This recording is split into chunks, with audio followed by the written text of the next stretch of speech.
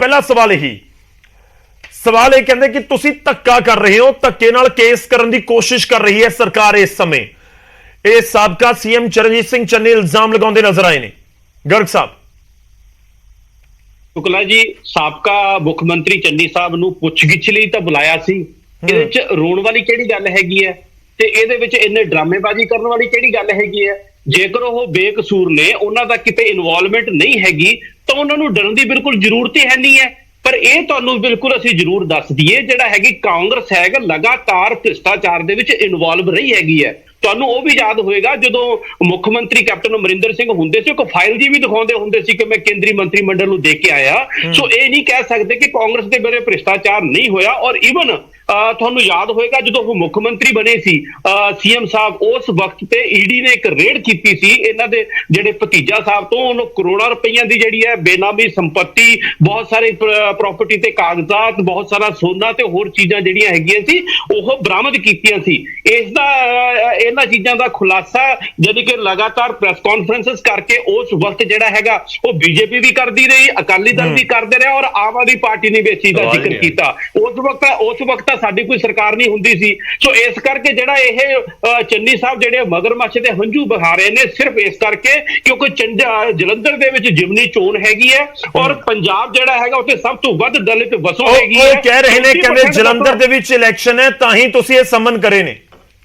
ਨਹੀਂ, ਸੁਣੋ ਮੇਰੀ ਗੱਲ, ਇਹ ਸੰਮਨ ਅਸੀਂ ਨਹੀਂ ਕੀਤੇ। ਜਿਹੜਾ ਵਿਜੀਲੈਂਸ ਬਿਊਰੋ ਹੈਗੀ ਹੈ ਟੋਟਲ ਇੰਡੀਪੈਂਡੈਂਟ ਤੌਰ ਤੇ ਕੰਮ ਕਰਦੀ ਹੈ। ਉਹ ਨਾ ਕੇਵਲ ਜਿਹੜੇ ਸਾਬਕਾ ਸਰਕਾਰਾਂ ਦੇ ਜਿਹੜੇ ਲੀਡਰ ਨੇ ਜਾਂ ਮੰਤਰੀ ਨੇ ਜਿਨ੍ਹਾਂ ਦੀ ਭ੍ਰਿਸ਼ਟਾਚਾਰ ਦੇ ਵਿੱਚ ਕਿਤੇ ਇਨਵੋਲਵਮੈਂਟ ਪਾਈ ਗਈ ਜਾਂ ਕਿਸੇ ਨੇ ਸ਼ਿਕਾਇਤ ਕੀਤੀ ਉਹਨਾਂ ਨੂੰ ਬੁਲਾ ਰਹੀ ਹੈ, ਬਲਕਿ ਵਿਜੀਲੈਂਸ ਬਿਊਰੋ ਨੇ ਤਾਂ ਸਾਡੇ ਆਪਣੇ ਇਲਜ਼ਾਮ ਇਹ ਨਾ ਗਰਗ ਸਾਹਿਬ, ਮੈਂ ਬਾਕੀ ਮਹਿਮਾਨਾਂ ਦਾ ਰੁਕ ਕਰਾਂ, ਆਪਣੇ ਮੰਤਰੀਆਂ ਨੂੰ ਗ੍ਰਿਫਤਾਰ ਕੀਤਾ। ਉਹ ਕਹਿੰਦੇ ਦੁਰਵਰਤੋਂ ਹੋ ਰਹੀ ਹੈ ਏਜੰਸੀਆਂ ਦੀ, ਉਹ ਇਹੀ ਇਲਜ਼ਾਮ ਲਗਾ ਰਹੇ ਨੇ। ਨਹੀਂ, ਬਿਲਕੁਲ ਵੀ ਜਿਹੜਾ ਹੈਗਾ ਆਮ ਆਦਮੀ ਪਾਰਟੀ ਦੀ ਕਿਸੇ ਵੀ ਤਰ੍ਹਾਂ ਦਾ ਪੋਲੀਟੀਕਲ ਵੈਂਡੇਟਾ ਨਹੀਂ ਕਰਦੇ, ਅਸੀਂ ਕਿਸੇ ਤਰ੍ਹਾਂ ਦੀ ਦੁਰਵਰਤੋਂ ਨਹੀਂ ਕਰਦੇ। ਮੈਂ ਤੁਹਾਨੂੰ ਬਾਰ-ਬਾਰ ਇਸ ਚੀਜ਼ ਦੀ ਕਹਿ ਰਿਹਾ ਹੈਗਾ ਕਿ ਲੇਕਿਨ ਅਸੀਂ ਭ੍ਰਿਸ਼ਟਾਚਾਰ ਦੇ 100% ਖਿਲਾਫ ਆ। ਕੋਈ ਜਿਹੜੀ ਮਰਜ਼ੀ ਪਾਰਟੀ ਜੁਆਇਨ ਕਰ ਲਵੇ, ਜਿੱਦੇ ਮਰਜ਼ੀ ਵੱਡੇ ਤੋਂ ਅਹੁਦੇ ਹੋਵੇ, ਸਾਡਾ ਆਪਣਾ ਹੋਵੇ, ਬਗਾਨਾ ਹੋਵੇ, ਅਫਸਰ ਹੋਵੇ, ਮੁਲਾਜ਼ਮ ਹੋਵੇ, ਜਿੰਨੇ ਭ੍ਰਿਸ਼ਟਾਚਾਰ ਕੀਤਾ ਉਹਨੂੰ ਅਸੀਂ ਨਹੀਂ ਬਖਸ਼ਣ ਵਾਲੇ। ਔਰ ਜਿਹੜੀ ਏਜੰਸੀ ਹੈ ਉਹ ਇੰਡੀਪੈਂਡੈਂਟ ਤੌਰ ਤੇ ਕੰਮ ਕਰ ਰਹੀ ਹੈ। ਠੀਕ ਹੈ, मैं ਤੁਹਾਡੇ ਕੋਲ वापस आना, मैं एक बार रुक करदा।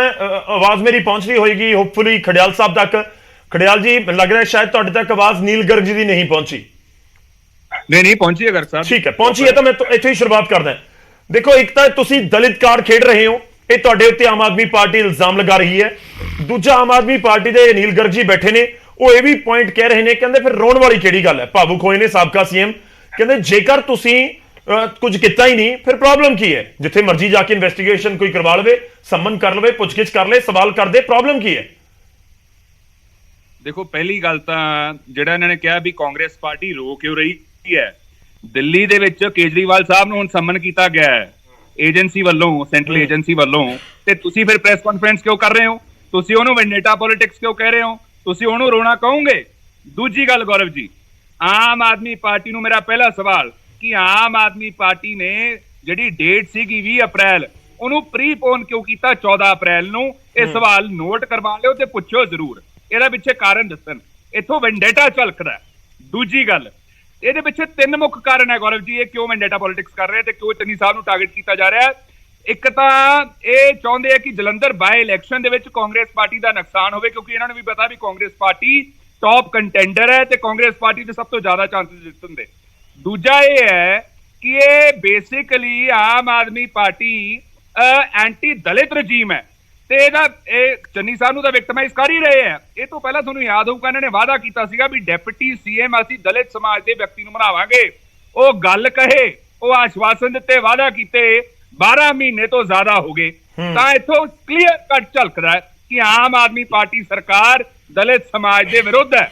ਦੂਜੀ ਗੱਲ ਇਹ ਹੈ ਜੀ ਕਿ ਦੇਖੋ, ਆਮ ਆਦਮੀ ਪਾਰਟੀ ਇਹ ਕਹਿ ਰਹੀ ਹੈ ਕਿ ਅਸੀਂ ਤਾਂ ਜੀ ਕੋਈ ਵੈਂਡੇਟਾ ਨਹੀਂ ਕਰ ਰਹੇ, ਅਸੀਂ ਤਾਂ ਜੀ ਇੰਡੀਪੈਂਡੈਂਟ ਏਜੰਸੀ ਚਲਾ ਰਹੇ ਹਾਂ ਜੀ। ਪਰ ਦਿੱਲੀ ਦੇ ਵਿੱਚ ਜਦੋਂ ਸਿਸੋਦੀਆ ਸਾਹਿਬ ਤੇ ਈਡੀ ਸੀਬੀਆਈ ਦਾ ਕੇਸ ਹੋ ਜਾਂਦਾ ਹੈ, ਜੈਨ ਸਾਹਿਬ ਤੇ ਹੋ ਜਾਂਦਾ ਹੈ, ਉਦੋਂ ਫਿਰ ਕਿਉਂ ਕਹਿੰਦੇ ਵੈਂਡੇਟਾ ਪੋਲਿਟਿਕਸ ਹੋ ਰਹੀ ਹੈ ਜੀ? ਰਿਲੀਫ ਉਹਨਾਂ ਨੂੰ ਕੋਈ ਨਹੀਂ ਮਿਲਿਆ। ਤੇ ਜਿਹੜੀ ਸੁਰੇਸ਼ ਚੰਦਰ ਸ਼ੇਖਰ ਨੇ ਗੱਲ ਕਹੀ ਹੈ, ਉਹਨੇ ਪਿਨ ਪੁਆਇੰਟ ਐਲੀਗੇਸ਼ਨ ਲਾਇਆ 15 ਕਰੋੜ ਰੁਪਏ ਦਾ ਕੇਜਰੀਵਾਲ ਸਾਹਿਬ ਤੇ ਜੈਨ ਸਾਹਿਬ ਤੇ। ਤੀਜੀ ਗੱਲ ਚੰਨੀ ਸਾਹਿਬ ਬਾਰੇ ਦੇਖੋ, ਠੀਕ ਹੈ, ਤੁਸੀਂ ਤਰਕ ਦਿੱਤਾ।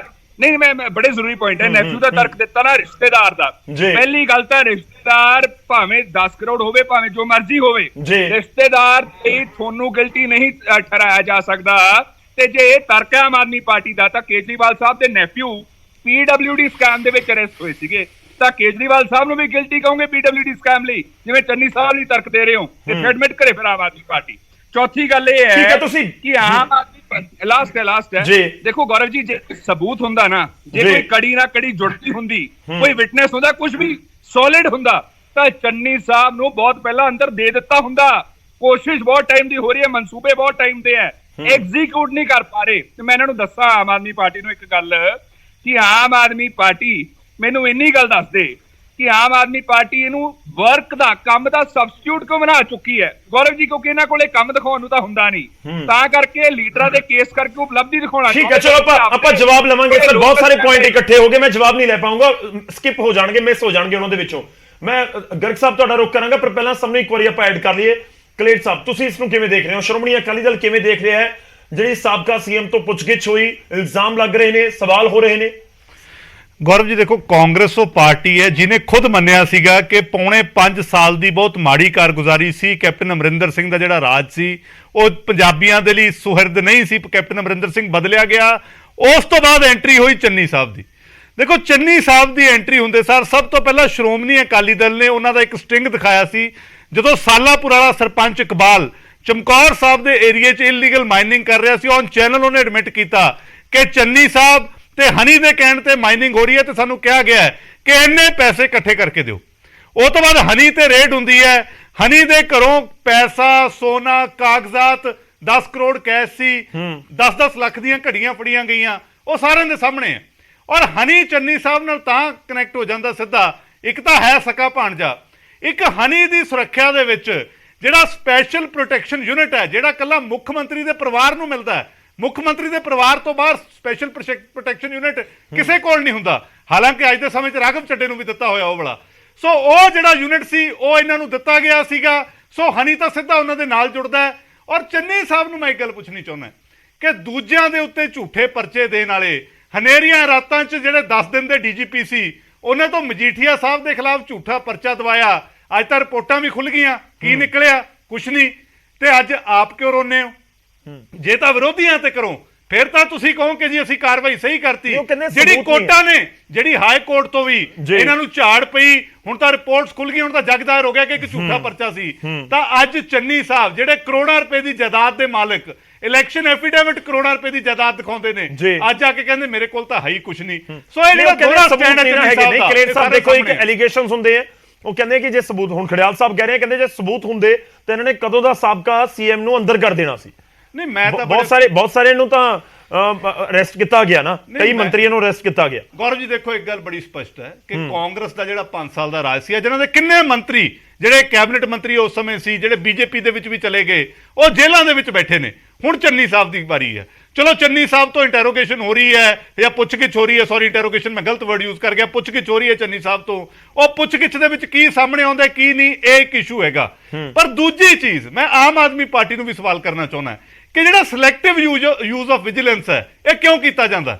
ਕਿਉਂਕਿ ਅਗਰ ਚੰਨੀ ਸਾਹਿਬ ਨੂੰ ਬੁਲਾਇਆ, ਪੰਜਾਬ ਦੇ ਪੈਸੇ ਨੂੰ ਕਿਸੇ ਨੇ ਲੁੱਟਿਆ, ਬਹੁਤ ਚੰਗੀ ਗੱਲ ਹੈ, ਬੁਲਾਓ, ਇਨਕੁਆਇਰੀ ਕਰੋ। ਫਿਰ ਸਰਾਰੀ ਸਾਹਿਬ ਦੇ ਉੱਤੇ ਪਰਚਾ ਕਿਉਂ ਨਹੀਂ ਦਿੰਦੇ? ਇੱਕ ਕਾਂਗਰਸ ਦੇ ਰਾਜ ਦੇ ਆਖਰੀ ਟਾਈਮ ਦੇ ਵਿੱਚ ਕੋਈ ਬੱਸਾਂ ਦੀਆਂ ਚਾਸੀਆਂ ਦਾ, ਬੋਡੀਆਂ ਦਾ ਵੀ ਚੱਕਰ ਸੀ, ਉਹਨਾਂ ਨੂੰ ਕਿਉਂ ਜਾਣਬੁੱਝ ਕੇ ਸੰਮਨ ਨਹੀਂ ਭੇਜਦੇ? ਉਹ ਕਿਉਂ ਗੂੜੀ ਜਾਰੀ ਹੈ? ਕਿਉਂਕਿ ਫੋਟੋਆਂ ਬਹੁਤ ਹੱਸਦੇ ਦੀਆਂ ਆਉਂਦੀਆਂ ਨੇ। ਇਹ ਸਿਲੈਕਟਿਵ ਯੂਜ਼ ਹੈ ਵਿਜੀਲੈਂਸ ਦਾ। ਔਰ ਜਿਹੜੀ ਤੀਸਰੀ ਗੱਲ ਹੈ, ਮੈਂ ਤਾਂ ਇਹਨਾਂ ਨੂੰ ਪੁੱਛਣਾ ਚਾਹੁੰਦਾ ਕਿ ਅੱਜ ਜਦੋਂ ਫਿਰ ਅਰਵਿੰਦ ਕੇਜਰੀਵਾਲ ਨੂੰ ਸੀਬੀਆਈ ਨੇ ਬੁਲਾਇਆ, ਮੈਨੂੰ ਲੱਗਦਾ ਸੰਜੇ ਸਿੰਘ, ਰਾਘਵ ਚੱਡਾ, ਹਰਪਾਲ ਚੀਮਾ, ਇਹ ਸਾਰੇ ਆ ਗਏ, ਕਹਿੰਦੇ ਜੀ ਬਹੁਤ ਮਿਸਯੂਜ਼ ਹੋ ਰਿਹਾ ਸੀਬੀਆਈ ਦਾ। ਫਿਰ ਤਾਂ ਸੀਬੀਆਈ ਵੀ ਇੱਕ ਇੰਡੀਪੈਂਡੈਂਟ ਏਜੰਸੀ ਹੈ। ਅਗਰ ਵਿਜੀਲੈਂਸ ਇੰਡੀਪੈਂਡੈਂਟ ਹੈ ਫਿਰ ਸੀਬੀਆਈ ਵੀ ਇੰਡੀਪੈਂਡੈਂਟ ਹੈ। ਅਗਰ ਤੁਸੀਂ ਕਹਿੰਦੇ ਹੋ ਸੀਬੀਆਈ ਗਲਤ ਕੰਮ ਕਰ ਰਹੀ ਹੈ, ਫਿਰ ਵਿਜੀਲੈਂਸ ਦਾ ਵੀ ਦੁਰਉਪਯੋਗ ਹੈ। ਸੋ ਇਹ ਦੋਨੋਂ ਚੀਜ਼ਾਂ ਦਾ ਤਾਲਮੇਲ ਆਮ ਆਦਮੀ ਪਾਰਟੀ ਕਿਵੇਂ ਬਣਾਉਂਦੀ ਹੈ, ਇਹ ਵੀ ਪੰਜਾਬ ਦੇ ਲੋਕਾਂ ਨੂੰ ਦੱਸ